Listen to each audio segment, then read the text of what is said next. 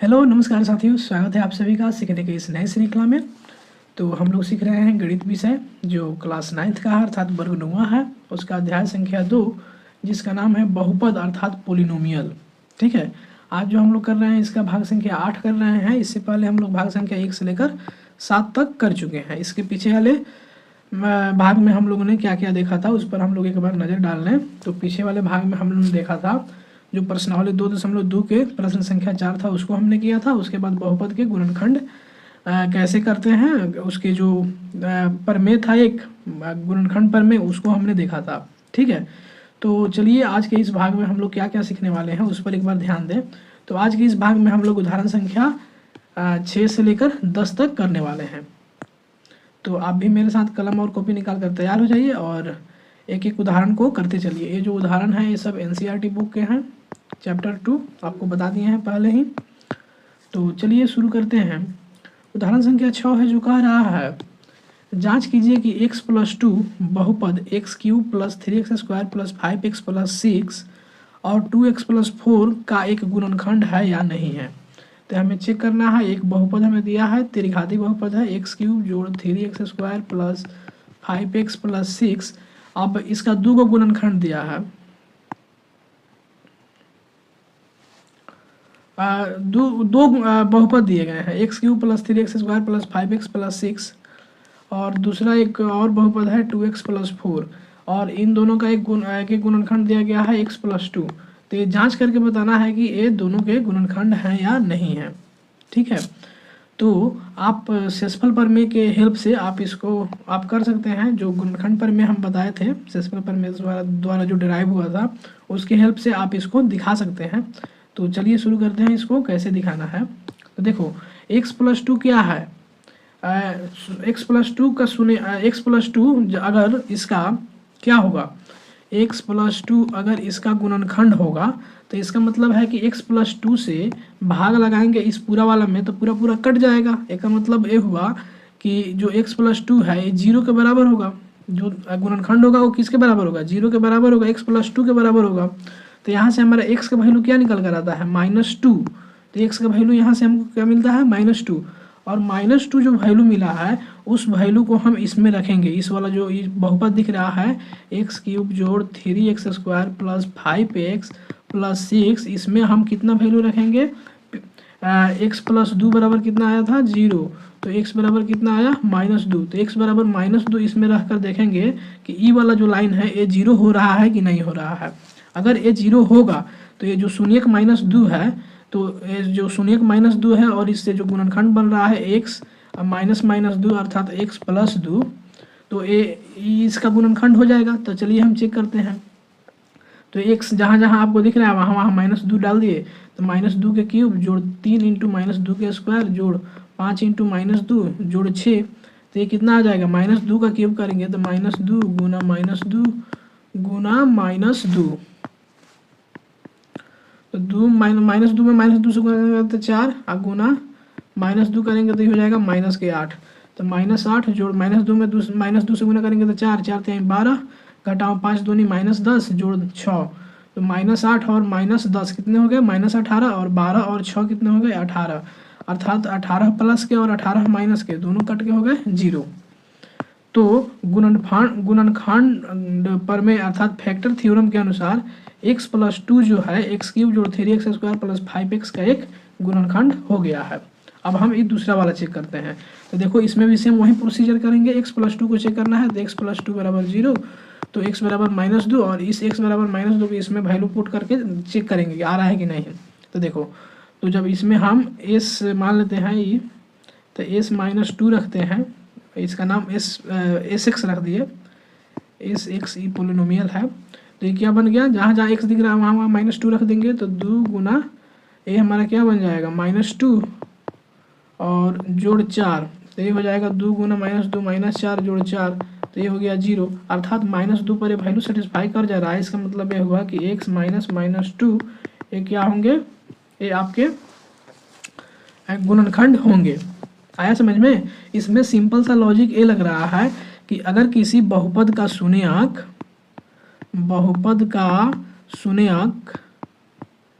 ए है तो x minus ए जो होगा, x माइनस ए जो होगा, x माइनस ए उस बहुपद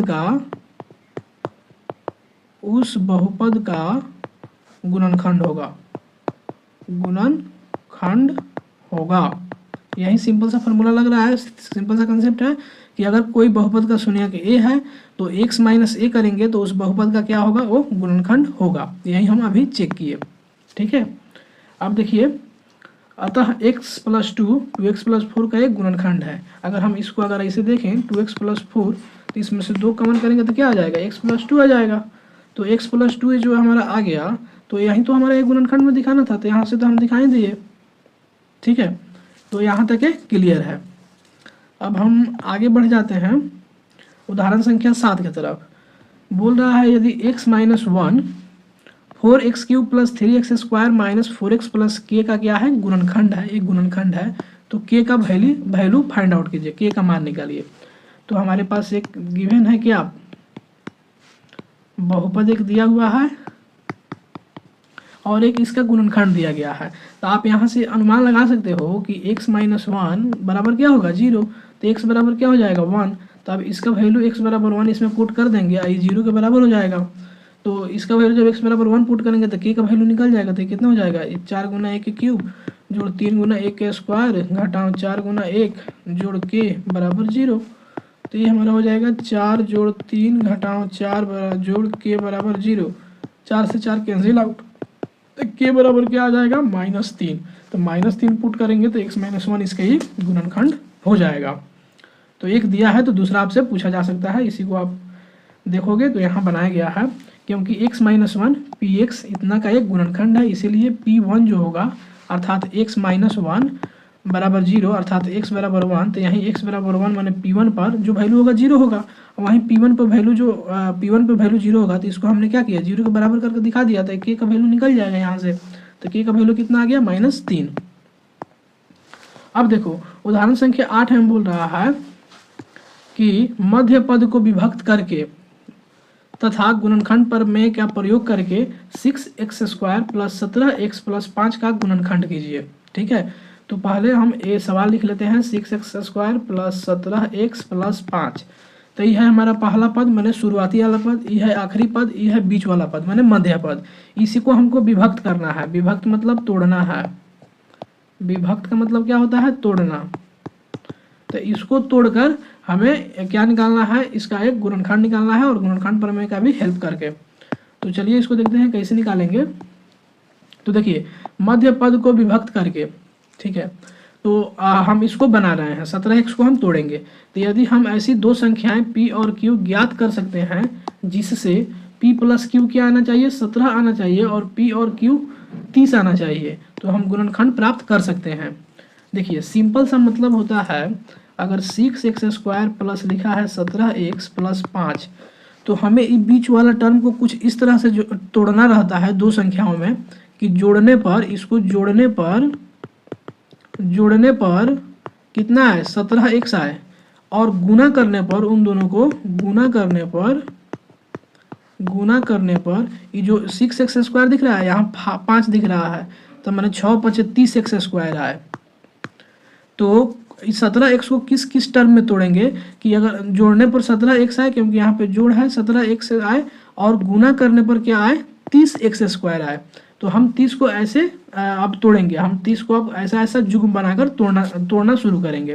तो देखो तो आइए हम 30 के गुणनखंड के जुग्मों को ढूंढते हैं। तो 30 के गुणनखंड क्या क्या होता है, 1 होता है, 2 होता है, 3 होता है, 5 होता है, 6 होता है, उसके बाद 6 7 नहीं होगा, 8 नहीं होगा, 9 नहीं होगा, 10 होगा, उसके बाद 12 11 नहीं होगा, 12 नहीं, 13 14 15 होगा, उसके बाद 30 होगा, ठीक है। तो देखो कुछ जुग्म 1 और 30 और 2 और 15 3 और 10 5 और 6 इस तरह से हैं। तो हमें ये जुग्म मिल रहा है 1 के साथ 30, गुना करेंगे तो 30 आएगा। तो हमें जुग्म कैसे मिला, 1 के साथ 30, 2 के साथ 15, उसके बाद 3 के साथ 10 जुग्म मिला, 5 के साथ क्या मिला, 6 मिला। अर्थात 1 में 30 से गुना करेंगे तो 30 आएगा, 2 में 15 से करेंगे तो 30 आएगा, 3 में 10 से करेंगे 30 आएगा, 5 में 6 से करेंगे तब 30 आएगा। अब हमको देखना है कि इन दोनों को किसको जोड़ेंगे आपस में कि 17 आ जाए। तो 30 और 1 जोड़ेंगे तो 31 होगा, 2 15 जोड़ेंगे तो 17 होगा, 3 10 जोड़ेंगे तो 13 होगा, 5 6 जोड़ेंगे तो 11 होगा। तो देखो यहाँ पे हमारा एक टर्म मिल गया 2 और 15। इनको आपस में गुना करेंगे तो कितना आएगा 30 आएगा। गुना करने पर कितना आएगा 2 15 हमारा 30, और आपस में जोड़ेंगे तो 17 आएगा। अर्थात हम यह जो 17x जो दिख रहा है आपको, इसको 2x प्लस 15x में तोड़ सकते हैं। तो देखिए इसको जब तोड़ेंगे तो हमारा समीकरण कैसे बनेगा। तो देखिए 6x² प्लस 17x प्लस 5 बरा ये हमारा हो गया ये बहुपद। इसको हम क्या कर रहे हैं 6x² प्लस 17x को 2 भाग में तोड़ दिए, 15x प्लस 2x जोड़ 5। देखिए ऊपर वाला जो समीकरण है सेम वैसा ही है, कुछ बदलाव नहीं है। हम केवल 17x को तोड़ने का विधि बताए हैं, कैसे तोड़िएगा कि कॉमन हम ले सकते हैं। तो ये 17x है, तो देखिए 15x और 2x जोड़िएगा तो 17x, और 15x में 2x से गुना कीजिएगा तो ये 30x² आ जाएगा। मतलब ये 6x² में 5 से गुना कीजिएगा तो ये दोनों के बराबर आ जाएगा। तो इसका मतलब इनमें से हम कॉमन उभयनिष्ठ ले सकते हैं। तो आप देखिए इससे हम कॉमन क्या ले सकते हैं 3x कॉमन ले सकते हैं। तो 3x कॉमन लेंगे तो क्या आ जाएगा इसमें से, तो यहाँ से 6x ये कैसे तोड़ा है 6x² प्लस 2 प्लस 15x जोड़ 5, ठीक 6x² 2x प्लस 15x जोड़ 5। यहाँ से 2x कॉमन किया और 5 कॉमन किया तो 3x 3 तो 2x प्लस 5, और यहाँ से हम भी 2x प्लस 5 कॉमन कर सकते हैं। तो देखो हमने यहाँ से क्या किया 3x² प्लस ये 15x जोड़ 2x प्लस 5 है, ठीक है। हम देख रहे हैं कि 3x दोनों में से कॉमन लिया जा सकता है, अर्थात 3 इसमें से भी कॉमन ले सकते हैं, इसमें से भी कॉमन ले सकते हैं। तो 3x कॉमन लेंगे तो यहाँ क्या बचेगा इसके स्थान पर 2x मैंने 2x, फिर आपस में गुना करेंगे तो 6x² बन जाएगा। बीच में जोड़ है तो जोड़ 15x में 3x कॉमन लेंगे तो क्या आएगा 5 आएगा। आपको कॉमन लेने नहीं आता है ना, तो आप सिंपल करना 6x² में भागा लगा देना 3x से, तो जो आंसर आएगा वही यहाँ लिखाएगा। तो आंसर क्या आएगा 2x आएगा, क्योंकि 3 दूनी 6 और 1 से एक बार में कट जाएगा तो ये 2x आएगा। तो यहाँ 2x आ गया, और 3x में 5 से गुना करेंगे तो 15x। अब देखो जो ब्रैकेट के यहाँ अंदर होगा वहीं ब्रैकेट के यहाँ भी अंदर होगा, ब्रैकेट वाला घबराना नहीं चाहिए, सेम सेम होना चाहिए। तो यहाँ बाहर क्या कॉमन लेंगे 1 कॉमन लेंगे, तो ये सेम सेम आ गया। और जो सेम सेम रहता है उसको एक साथ बंद करते हैं और बाकी वाला को एक साथ, तो ये बन जाएगा 3x plus 1 into 2x plus 5। आया समझ में। तो ये हमारा ये गुणनखंड हो गया। अब देखिए कह रहा है गुणनखंड प्रमेय की सहायता से y² माइनस 5y प्लस 6 का क्या कीजिए गुणनखंड निकालिए। तो इसको कैसे करेंगे, तो इसमें हमें गुणनखंड प्रमेय के हेल्प से निकालना है। तो हम मान लेते हैं ये py का वैल्यू दिया है, py बराबर दिया है y² माइनस 5y प्लस 6, ठीक है। अब हम अब देखो अब कंडीशन हम लगाएंगे, यदि py को अगर हम 2 भाग में तोड़ दें y minus a into Y minus B, तो हम जानते हैं कि इसका अचर जो प्रोडक्ट होगा अर्थात ए और बी में गुना करेंगे तो ए बी यही जो है अचर प्रोडक्ट है 6, क्योंकि ए बी तो इसमें इसके अनुसार ए बी इसमें आएगा जो अचर है, और यहाँ पे अचर टर्म केवल एक ही है 6। तो इसका मतलब ये हुआ कि ए बी बराबर क्या है 6 है। तो पी वाई के गुणनखंड प्राप्त करने के लिए हम 6 के गुणनखंड ज्ञात करेंगे। तो 6 के गुणनखंड क्या क्या आता है 1 आएगा 2 आएगा 3 आएगा। तो अब हम वैल्यू पुट करके देख लेंगे कि इस पर हमारा इसका वैल्यू मतलब 0 आ जा रहा है ये पी वाई का वैल्यू। एक बार P2 का पर रख कर चेक करेंगे तो कितना आ जाएगा 2² घटाओ 5 गुना 2 और जोड़ 6, तो 2 दूनी 4 घटाओ 10 जोड़ 6, तो ये 0 आ गया। P1 पर चेक करके देखते हैं, तो P1 पर चेक करेंगे तो 1 घटाओ 5 जोड़ 6, 6 एक साथ घटाओ 5 2 नहीं आएगा। P3 पर चेक करके देखते हैं तो क्या आएगा 3 3 9 घटाओ 5 3 15 जोड़ 6, तो 9 और 6 15, 15 में से 15 गया क्या आ गया 0। इसका मतलब ये हुआ कि 2 और 3 इसके शून्यक हैं, 2 और 3 क्या हैं शून्यक हैं। तो इसका मतलब ये हुआ कि इसका जो गुणनखंड होगा y माइनस 2 और y माइनस 3 इसका क्या हो जाएगा गुणनखंड हो जाएगा। इन दोनों को फिर आपस में हम जब गुना करेंगे तो हमें मिल जाएगा y² माइनस 5y प्लस 6, ठीक है। तो यहाँ पे वही लिखा हुआ है y माइनस 3 भी इसका एक गुणनखंड हो जाएगा, तो इसको हम ऐसे लिख सकते हैं। या इसके मिडिल टर्म को भी हम ब्रैकेट तोड़कर विभक्त करके भी इसका हम गुणनखंड निकाल सकते हैं। आप उसे कीजिए। देखिए उदाहरण संख्या 10 है जो बोल रहा है x cube minus 23 x square plus 142 minus 120 का गुणनखंड कीजिए। काफ़ी शानदार सवाल है और काफ़ी आपको लगेगा कि हेक्टिक है, लेकिन हेक्टिक कुछ नहीं है, डिफिकल्टी कुछ नहीं है। इसको भी घात थ्री है, इसका गुणनखंड निकालना है। तो हम हीट एंड ट्रायल विधि से करेंगे। किससे करेंगे? हीट एंड ट्रायल विधि से हम इसका गुणनखंड करेंगे। तो यहाँ पे क्या लिखा हुआ है? माइनस 120। तो माइनस 120 लिखा हुआ है ना, तो माइनस 120 के जो गुणनखंड होंगे उसको सबसे पहले लिखेंगे। तो माइनस 120 के गुणनखंड plus minus 1 plus minus 2 plus minus 3 plus minus 4 plus minus 5 plus minus 6।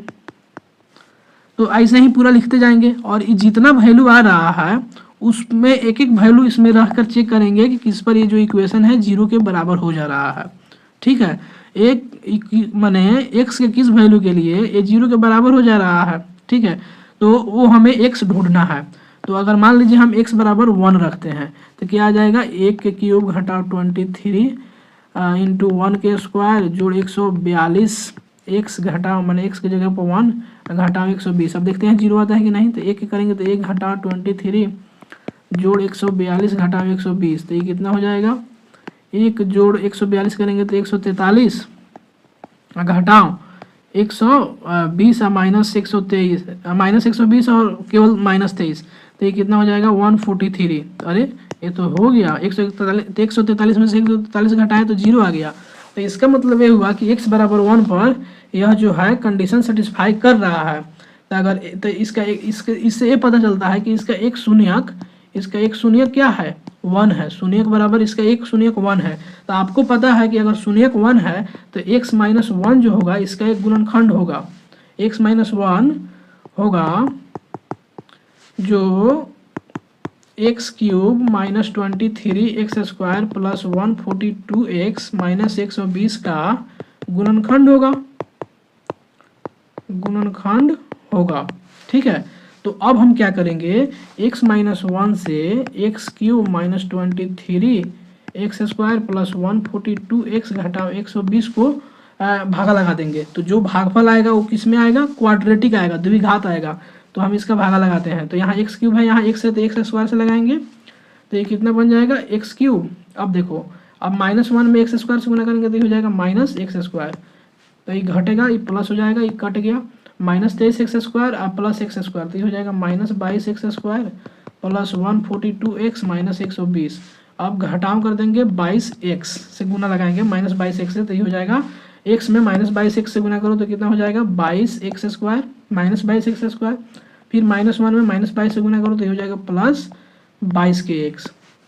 तो ये घटाव है तो ये जोड़ हो जाएगा, जोड़ है तो घटाव हो जाएगा। तो ये 2 में से 2 गया 0, 4 में से 2 गया 2 और 1 घटाव 120। अब हम इसको क्या करेंगे? ये एक साइज में अब 120 बार में इसको लगा देंगे, जोड़ 120। तो 120 एक्स ही हो जाएगा, घटाओ 120 घटाएंगे तो ये कट जाएगा, यो कट जाएगा। अर्थात जो हमारा भागफल आया x square minus 22 x plus 120।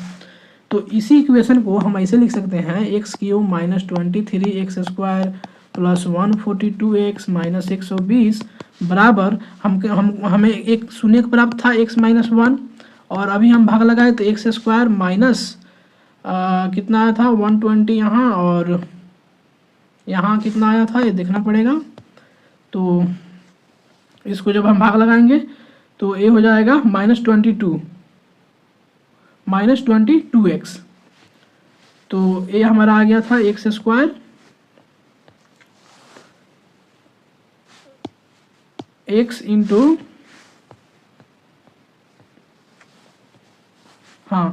X cube बराबर कितना आया था? X cube minus 23 x square minus 142 x minus 120 बराबर है कितना आया था? X minus 1। और भागफल कितना आया था भैया? तो भागफल आया था इतना एक्स स्क्वायर माइनस 22 एक्स और जोड़ 120।